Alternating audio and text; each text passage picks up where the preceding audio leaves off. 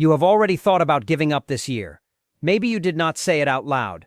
Maybe you did not even fully think it. But somewhere between the third rejection email and the grocery bill that made your stomach drop and the 2 a.m. scroll through your phone because your brain would not stop doing math on bills you cannot pay, something inside you went quiet. Something that used to fight just stopped. And you told yourself you were fine. You told yourself it was just a rough month. But it was not a rough month, it was a rough year. And the year before that was rough too. And now you are sitting here watching this video because deep down you know something is very wrong and you are looking for someone to finally say it. So let me say it. You are not failing. America is 6 million people have stopped looking for work entirely because they believe the system has nothing left for them. Half the workforce has mentally quit, but keeps showing up because they cannot afford to actually leave. 1 in 3 men in this country are not working or looking for a job, the lowest participation rate in peacetime history. 88 million eligible voters did not bother to show up for the last election. Only 33% of young Americans believe the next one will even be fair. Church membership dropped below 50% for the first time in 8 decades. 348,000 federal workers have been eliminated in 18 months. 36% of adults are skipping the doctor because they cannot afford to be sick. And 44% of American families are now growing their own food because they have stopped trusting the grocery store to be there when they need it. Those are not separate problems. Those are the same problem. Millions of Americans from every age group, every income level, every corner of this country have looked at the system they were born into, the system they were told would reward them if they worked hard and followed the rules, and they have arrived at the same conclusion at the same time. It is over.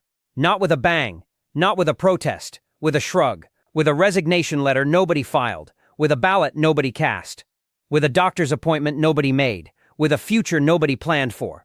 That is what tapping out looks like, and it is happening on a scale that this country has never seen before.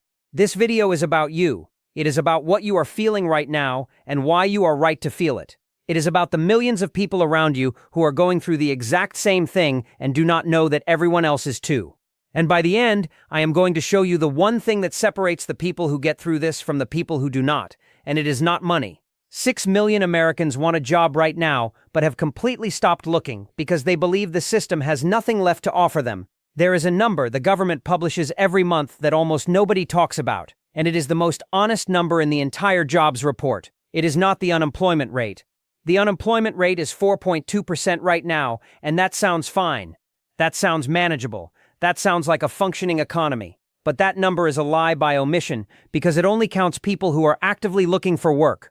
If you gave up, if you stopped applying, if you submitted your 200th application and got ghosted for the 200th time and said, "I am done," you are not unemployed. You do not exist. You vanish from the data. And the number of people who have vanished is staggering. The Bureau of Labor Statistics reported in its April 2026 Employment Situation Summary that 6 million Americans want a job but did not look for one in the 4 weeks preceding the survey.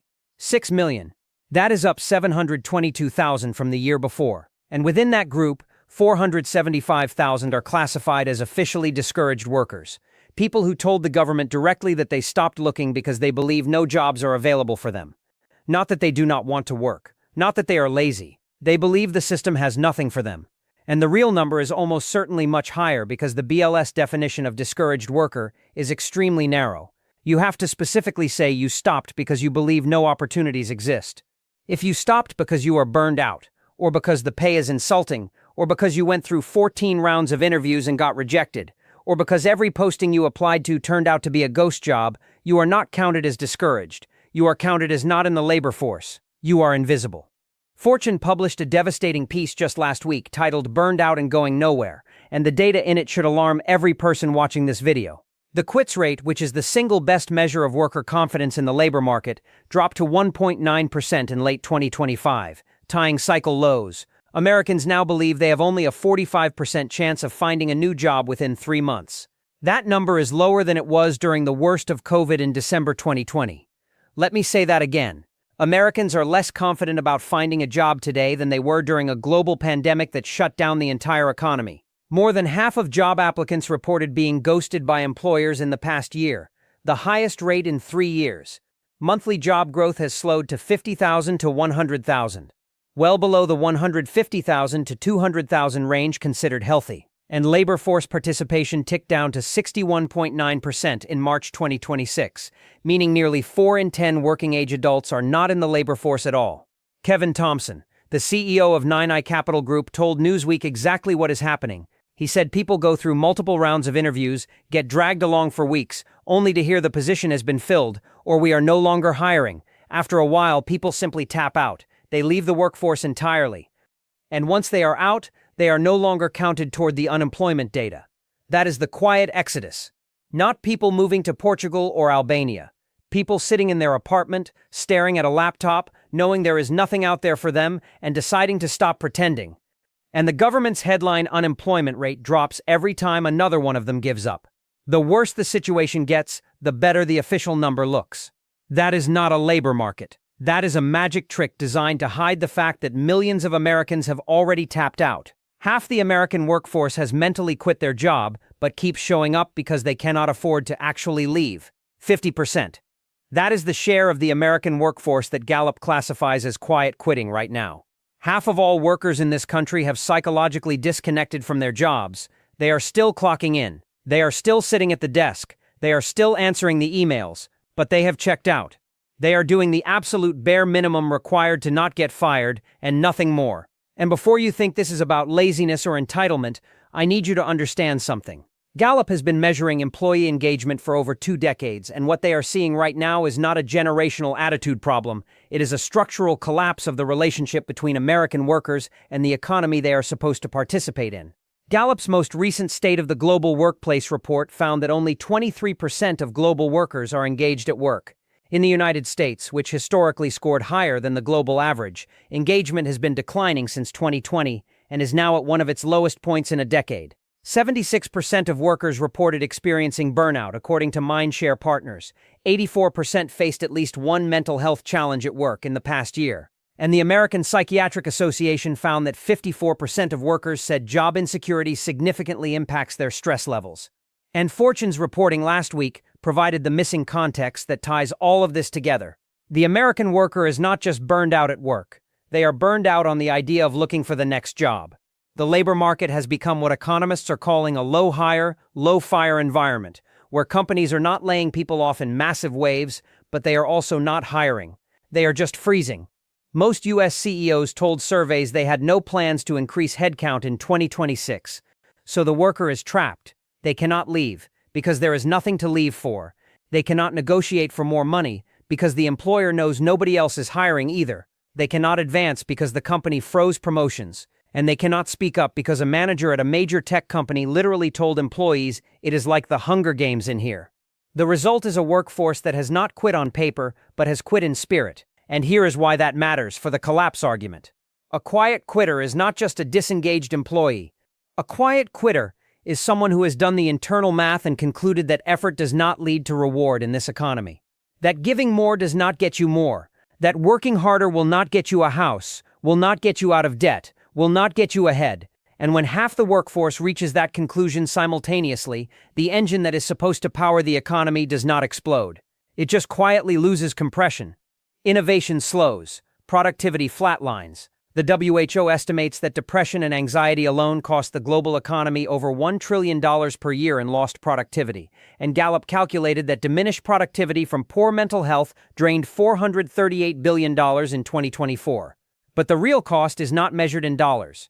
It is measured in a generation of workers who have stopped believing that the system works, who show up every day to a job they have mentally abandoned because the alternative is worse, who are physically present and spiritually gone. That is what tapping out looks like from the inside. It is not dramatic, it is not visible, it does not make the news. It is a person sitting in a cubicle at 2 p.m. on a Tuesday, staring at a screen, doing the minimum, feeling nothing, knowing that this is all there is.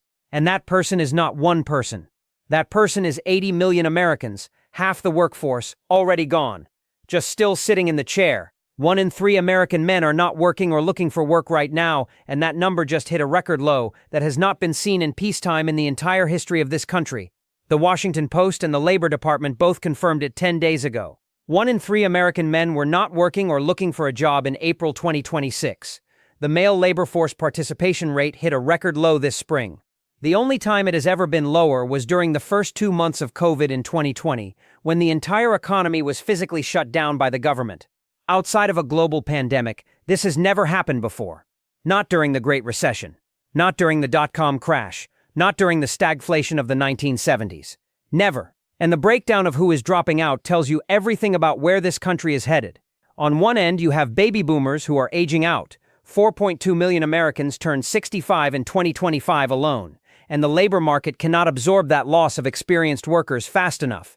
But on the other end, and this is the part that should genuinely alarm you, young men aged 16 to 24 are dropping out at accelerating rates. They are not retiring.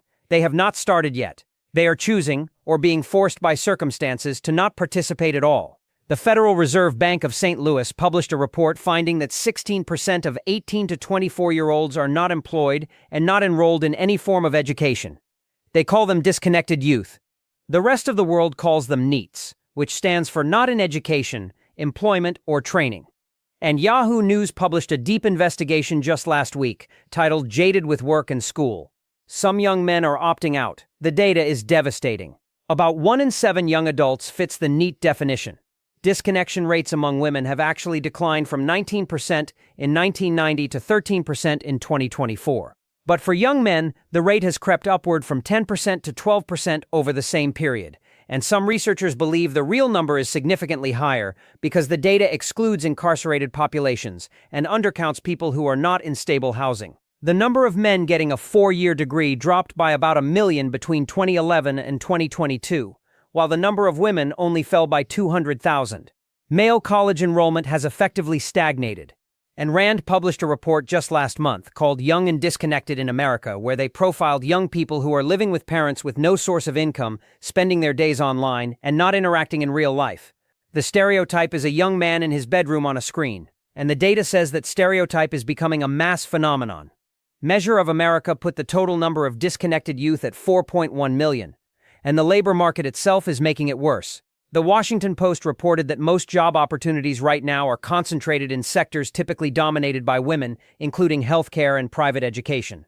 So the jobs that are available are in fields where young men are least likely to apply, and the jobs that young men used to do, manufacturing, logistics, construction support, those sectors are shedding workers. The information sector alone has lost 342,000 jobs since its November 2022 peak. Transportation and warehousing is down 105,000 since February 2025. When you add it all up, you have a country where 1/3 of all adult men have left the workforce, where young men are disconnecting from both education and employment at rising rates, where male college enrollment has collapsed, and where the available jobs are concentrated in sectors that skew female. That is not a labor market problem. That is a civilizational crisis happening in slow motion. Because a society that loses its young men, that allows them to drift into disconnection and isolation and purposelessness, does not just lose workers. It loses the people who are supposed to build the next generation of families, communities, and institutions. And right now, America is losing them by the millions. 88 million eligible Americans chose not to vote in the last election, and only 33% of young people believe the next one will be fair. 88 million. That is how many eligible American voters chose to sit out the 2024 presidential election. That is 36% of everyone who could have voted. More than 1/3 of the country looked at the most important election in a generation and said, "I do not care enough to participate." And before you tell me that is normal, let me show you why it is not. Voter turnout in the United States consistently ranks near the bottom among developed democracies. Belgium votes at 88%. Sweden votes at 82%. Germany votes at 76%. The United States votes at 64% in presidential years, and around 50% in midterms.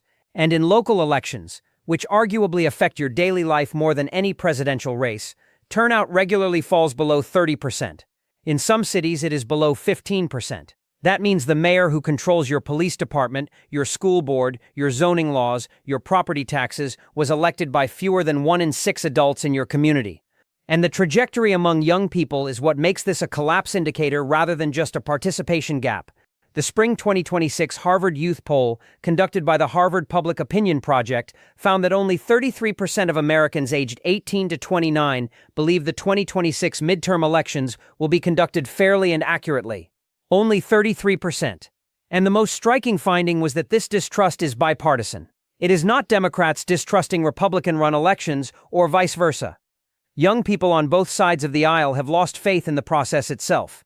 Reuters and Ipsos found that 57% of all Americans believe democracy is in danger. More than 80% told Gallup they believe elected officials do not care what people like them think. And the 2025 Harvard Youth Poll found declining trust among young Americans in every political institution measured. Gallup's own data confirms confidence in Congress at 7%, the presidency dropping 15 points in a single year, and the Supreme Court dropping 11 points. And here is where this connects to the tapping out argument in a way that goes far deeper than voter apathy. When people stop voting, they are not just skipping an election. They are making a statement. They are saying, I do not believe this system represents me. I do not believe my participation changes anything. I do not believe the people who win will act in my interest. And when 88 million people reach that conclusion simultaneously, and when 2/3 of young adults do not trust the fundamental fairness of the process, what you are witnessing is not apathy, it is withdrawal of consent. And withdrawal of consent is the single most dangerous thing that can happen to a democratic republic because the entire legitimacy of the system rests on the willingness of the governed to participate. That is literally what the social contract is. You agree to follow the rules because you believe you had a voice in making them. When that belief dies, the contract dies with it, and 88 million people just told you through their absence that the contract is already dead for them. A country where 1/3 of the population will not vote, where 2/3 of young people do not trust elections, where confidence in every major institution is at or near historic lows, that is not a democracy in crisis. That is a democracy that a massive chunk of its own citizens have already walked away from. They tapped out of the most fundamental act of civic participation. And if they will not even show up to vote, they are certainly not going to show up to fix the bridges, fund the schools, or rebuild the institutions that are crumbling around them. Because why would you invest in a system you no longer believe in? 348,000 federal workers have been eliminated since October 2024, and the government is dismantling itself from the inside while nobody stops it. 348,000. That is the number of federal government jobs that have been eliminated since October 2024, according to the April 2026 jobs report. That is an 11.5% reduction in the federal workforce in roughly 18 months. In April alone, another 9,000 federal positions were cut. And the rate of elimination is not slowing down, it is accelerating. Now I know what some of you are thinking. Good, the government is too big anyway. Cut the waste, and I understand that instinct. Nobody likes bureaucracy. Nobody likes red tape. But I need you to understand what is actually being cut, because it is not what you think. It is not paper pushers in windowless offices filing forms that nobody reads. It is the people who make the systems you depend on actually work. The USDA terminated the Economic Research Service's Household Food Security Reports, which is the system that tracks how many Americans are going hungry. They did not replace it. They just stopped counting. The FDA eliminated 15 out of 20 scientists in its Division of Food Processing Science and Technology, including researchers working to prevent contamination in powdered infant formula. The same contamination that put babies in hospitals in 2020, those scientists are gone. The Consumer Financial Protection Bureau has been systematically defunded and its enforcement curtailed.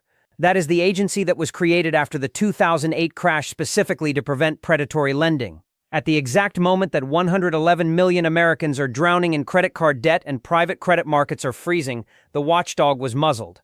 The NIH had research grants frozen. The CDC had its budget cut. Thousands of VA doctors and nurses were let go. A doctor at UCSF who was laid off said publicly that she is not worried about herself, she is worried about our collective future. She is worried about what is happening to patients further in the margins. And she said, if this is happening to me with all of the privileges that I have, imagine what is happening to everyone else. And here is the part that connects the federal workforce, gutting directly to you, tapping out. Every one of those 348,000 eliminated positions was a person. A person with a mortgage, a car payment, kids, a life that was built around the assumption that government employment was stable. Federal jobs have historically been the most reliable pathway to the middle class for Black Americans, for veterans, for people in regions where private sector jobs are scarce. AARP reported that the unemployment rate among government workers jumped from 1.9% to 2.5% between March 25 and March 2026, and that the federal government is shedding workers at a pace not seen in modern peacetime history. These are experienced workers in their 50s and 60s being displaced from one of the most stable sectors in the economy. And where are they supposed to go? Into a private sector that just lost 92,000 jobs in February? Into a labor market where 6 million people have already given up looking? Into an economy where most CEOs have no plans to increase headcount and the quits rate is at cycle lows because there is nothing to quit for? They are being pushed from the most stable sector into the least stable job market in years. And many of them are going to join the 6 million who have already tapped out. Because the government is not just cutting jobs, it is cutting the functions that those jobs performed. Food safety monitoring, financial consumer protection, hunger tracking, medical research, veteran health care, public health response capacity. Those functions do not disappear when the person doing them gets fired. The need does not go away. The contaminated formula does not become safe. The hungry children do not become fed. The diseases do not stop spreading. What happens is the work stops being done, and nobody notices until something goes wrong. And when something goes wrong, there will be nobody left to respond. That is what dismantling a government from the inside looks like. It is quiet.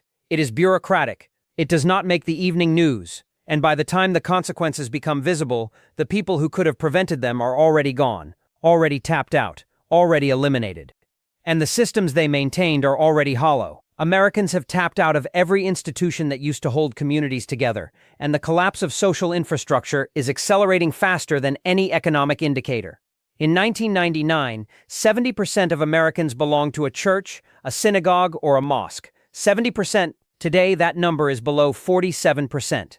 For the first time in Gallup's 8 decades of tracking, less than half the country belongs to any house of worship, and that number is still falling. The share of Americans who identify as Christian dropped from 78% to roughly 63% in the last 2 decades. The religiously unaffiliated, the group researchers call nons, grew from 6% to nearly 30%. A University of Notre Dame sociologist named Christian Smith published a book in 2025 called Why Religion Went Obsolete, and his thesis is not that religion declined. His thesis is that it became culturally irrelevant. It does not fit ordinary life anymore. He said, it underwent something deeper than a numerical decline. It underwent something at a cultural level. And before anyone jumps into the comments and says good riddance, I need you to understand what was lost, because this is not about theology. This is about infrastructure. When Americans stopped going to church, they did not just lose a sermon, they lost the single most widespread community infrastructure system in the country. Churches were where you met your neighbors, where you found people to help you move, where someone noticed if you did not show up for 3 weeks and called to check on you, where food drives were organized, where grief was shared, where kids had structure on weekday evenings and weekends, where older people had a reason to leave the house. And Pew Research confirmed exactly what researchers feared would happen. Religiously unaffiliated Americans are less likely to volunteer, less likely to feel satisfied with their community and social life, and more likely to say they feel lonely. And The Atlantic's Derek Thompson documented the cascading effect. He wrote that as people have disaffiliated from organized religion, they have also become less likely to affiliate elsewhere. The social collapse is steepest for some of the groups with the largest declines in religiosity. Teens are fleeing religion faster than any other age group. Teens have also seen the largest fall in in-person socializing and skyrocketing rates of anxiety and depression. There is no statistical record of any period in U.S. history where young people were less likely to attend religious services, and also no period where young people have spent more time on their own. And it is not just churches. The Surgeon General's Loneliness Epidemic Advisory documented the broader collapse. Americans are spending less time with each other in person than they were 2 decades ago. Young people aged 15 to 24 experienced a 70% reduction in time spent with friends. Fraternal organizations like the Elks, the VFW, the Rotary Club, the Lions, all of them are hemorrhaging membership. The PTA has seen decades of decline. Bowling leagues, which Robert Putnam made famous as a symbol of American civic life in his book Bowling Alone, have continued to disappear. Union membership, which once gave working-class Americans a collective identity and political voice, has fallen from over 30% in the 1950s to roughly 10% today. And 1 in 3 practicing Christians dropped out of church entirely during COVID and never came back. That is not a recession in social life. That is a structural withdrawal from every form of organized community that Americans used to participate in. And when the institutions that held people together dissolve, the people do not find replacements. They retreat. They go home. They get on their phones. They scroll. And the loneliness that the Surgeon General compared to smoking 15 cigarettes a day fills the space where community used to be. Tapping out of social institutions is not the same as tapping out of a job or an election. It is tapping out of the idea that you belong to something larger than yourself. And when enough people do that, the entire concept of community, the thing that makes collective problem solving and mutual aid and democratic participation possible, ceases to exist. Not because it was destroyed, because it was abandoned. 40% of American adults have stopped going to the doctor entirely, and people are now choosing to suffer rather than face the bill. A woman in the reference footage said something that made me put my phone down and just sit in silence for a minute. She said she was paying $2,000 a month in health insurance premiums for her family of 4. Blue Cross Blue Shield, $24,000 a year, just for the privilege of having coverage. And then when she took her 4-year-old to an eye specialist after he cut his eyeball, she was holding her breath the entire time wondering what this was going to cost because they had dropped their insurance that year. And guess what the visit cost? Without insurance, $149. The full visit, the exam, the treatment, the contact lens, the antibiotics, $149. And she said when she had insurance, the same type of visit would have cost her $960 out of pocket because of the deductible. More with insurance than without. And she is not an outlier. She is the system working exactly as it was designed. And tens of millions of Americans have looked at that math and made the same calculation she made. They tapped out of healthcare.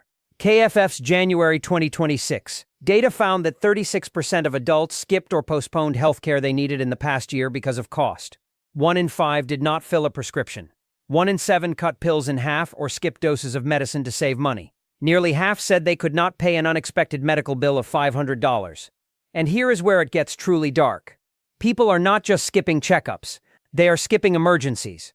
A creator in the reference footage described going to the ER with a shoulder injury, being seen for 1 hour by one nurse and one doctor, getting 2 x-rays that missed a fracture, being handed a cheap sling, and then receiving a bill for $1,760. She asked what the bill would have been without insurance. $1,200.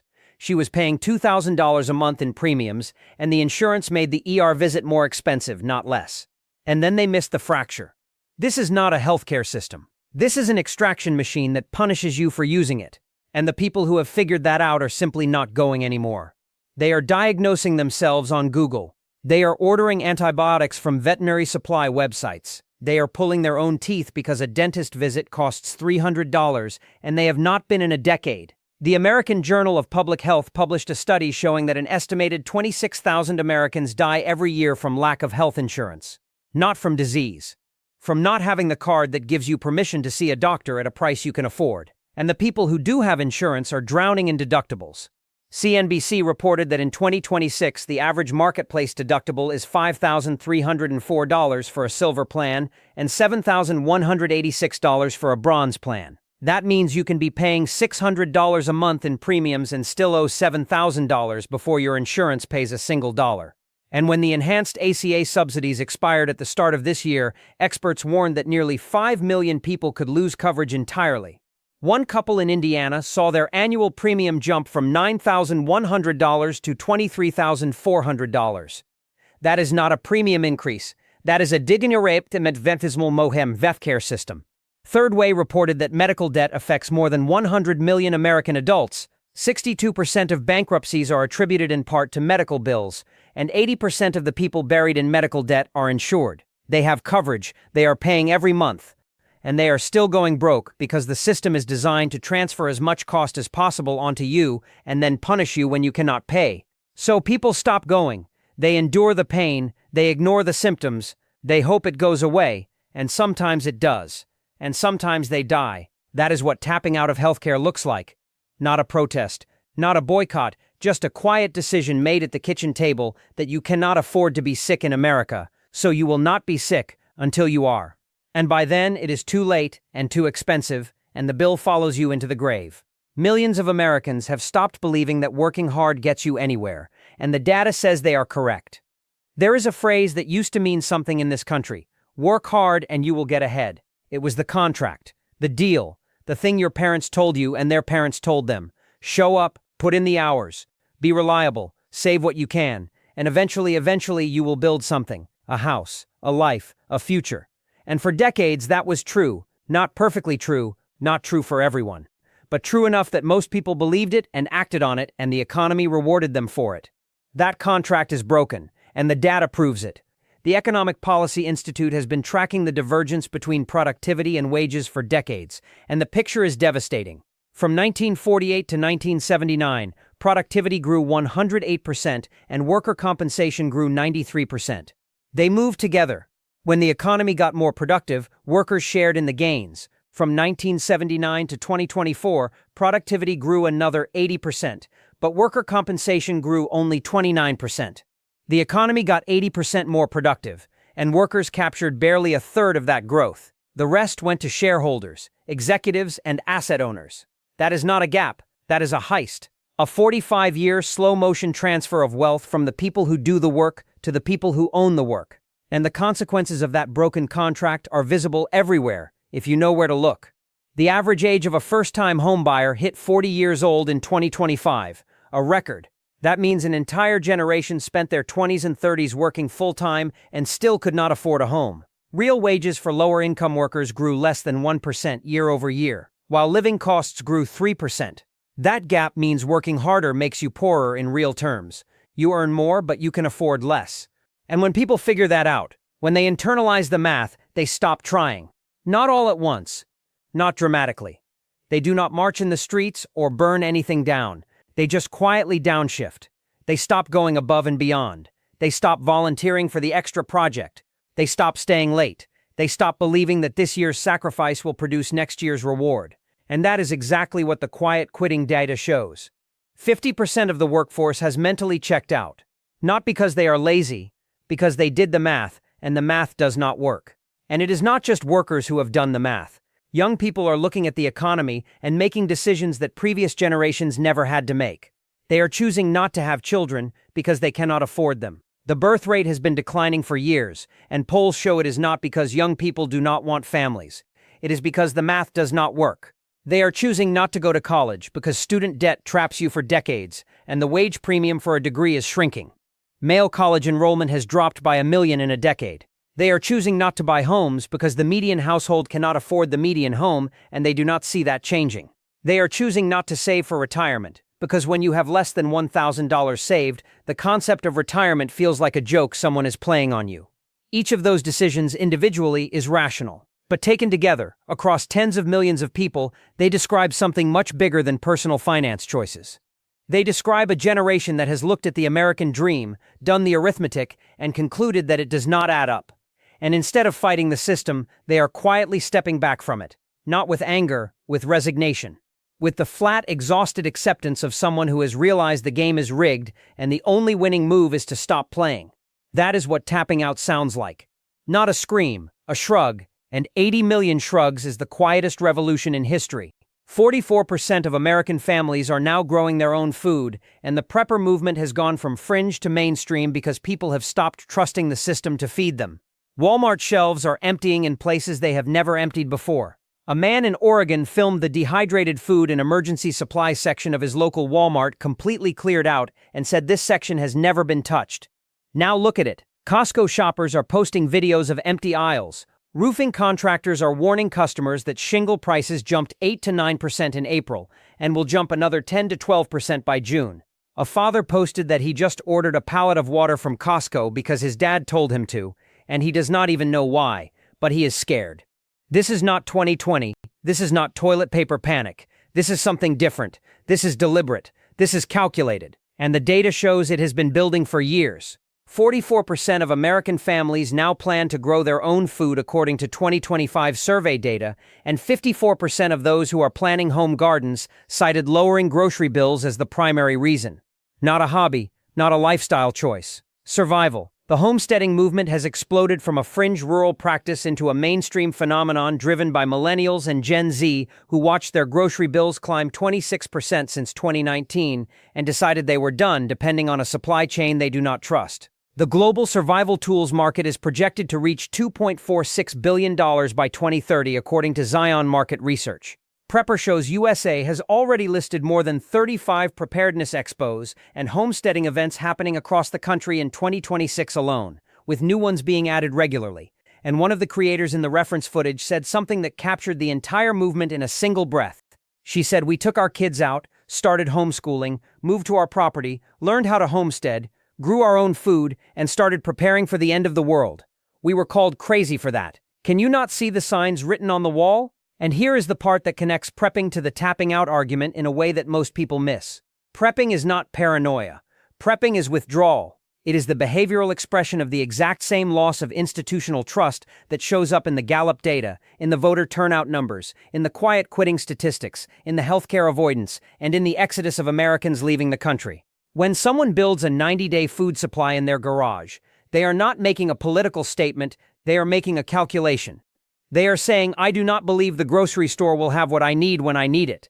I do not believe the supply chain will hold I do not believe the government will respond in time. I do not trust the system to take care of me, so I am going to take care of myself. That is the purest form of tapping out there is. Not leaving the country, not quitting your job, not stopping your vote, building a parallel system of survival, because you have concluded that the official system has already failed. And when 44% of families are growing food and emergency supply shelves are being cleared and preparedness expos are selling out across the country, what you are witnessing is not a trend, it is a referendum. Tens of millions of Americans quietly voting with their purchasing power, their labor, and their time, that they no longer believe the systems they depend on will be there when they need them. And the fact that these people were called crazy 5 years ago and are now being called smart is the clearest possible evidence of how far the country has fallen. Because preparedness only becomes mainstream when the thing you are preparing for stops being hypothetical. And for millions of Americans, it stopped being hypothetical the day Walmart ran out of emergency food in a town in the Oregon mountains where that shelf had never been touched in its entire existence. The most dangerous form of tapping out is happening inside you right now, and you might not even recognize it.